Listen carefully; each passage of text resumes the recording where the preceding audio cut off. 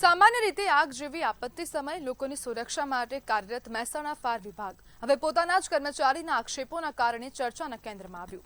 Fireman Mehul ગઢવીએ મુખ્યમંત્રીને પત્ર લખી મુખ્ય ફાયર અધિકારી હરીશ પટેલ અને ફાયર અધિકારી હરદીપસિંહ સિસોદિયા સામે ખોટા બિલો પાસ કરીને ભ્રષ્ટાચાર આચરવાનો આરોપ લગાવ્યો છે.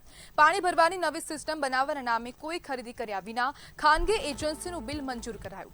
જો આરોપો સાચા સાબિત થાય તો આ માત્ર નાણાકીય ગેરરીતિ નહીં પરંતુ જાહેર નાણાંના દુરુપયોગનો ગંભીર મામલો ગણાશે.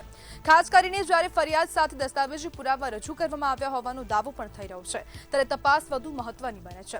હવે સૌથી મોટો પ્રશ્ન એ છે કે શું આ માત્ર આક્ષેપો છે કે પછી ખરેખર કોઈ ગોટાળો થયો છે? પારદર્શક અને નિષ્પક્ષ તપાસ જ સત્ય બહાર લાવી શકે છે અને જવાબદારો સામે કાર્યવાહીનો માર્ગ ખોલી શકે છે. અને હવે મહેસાણા ફાયર વિભાગની સામે ભ્રષ્ટાચારના આક્ષેપો કરવામાં આવ્યા છે. હવે ફાયરમેન દ્વારા જ ક્યાંક ને ક્યાંક આ આક્ષેપો થતા મામલો વધુ ગંભીર બન્યો હોય તેવું સ્પષ્ટપણે લાગી રહ્યું છે. ફાયરમેન દ્વારા સીએમ ઓફિસમાં ડાયરેક્ટ ફરિયાદ કરવામાં આવી છે. મુખ્યમંત્રી કાર્યાલયમાં સીધો પત્ર લખી દેવામાં આવ્યો છે. જરૂરી પુરાવા પણ રજૂ કરવામાં આવ્યા છે અને ખરીદી વગર બિલ મંજૂર કરાયાના મોટા આરોપો કરવામાં આવી રહ્યા છે અને તેને જ લઈને હવે સમગ્ર મહેસાણા ફાયર વિભાગ પર ભ્રષ્ટાચારના આક્ષેપ ઉઠ્યા હોય તેવું સ્પષ્ટપણે લાગી રહ્યું છે. કહેવામાં આવી રહ્યું છે કે પાણીની સિસ્ટમ પહેલેથી જ છે અને છતાં પણ પાણીની સિસ્ટમની આડમાં કૌભાંડ આચરવામાં આવ્યું.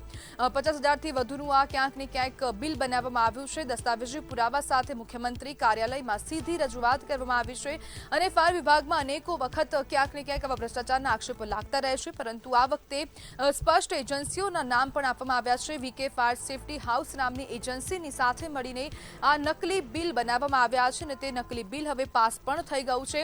ખરીદી વગર જ એજન્સીનું 58,418 રૂપિયાનું બિલ પાસ કરી દેવામાં આવ્યું છે અને તેને જ લઈને ભ્રષ્ટાચારના આક્ષેપો કરવામાં આવ્યા, કૌભાંડના આક્ષેપ કરવામાં આવ્યા અને બોગસ બિલની નકલ સહિતના દસ્તાવેજી પુરાવાની સાથે ફરિયાદ નોંધાવવામાં આવી છે. સમગ્ર મામલે હવે જાહેર નાણાંના દુરુપયોગનો આરોપ ચર્ચાના કેન્દ્રમાં આવ્યો.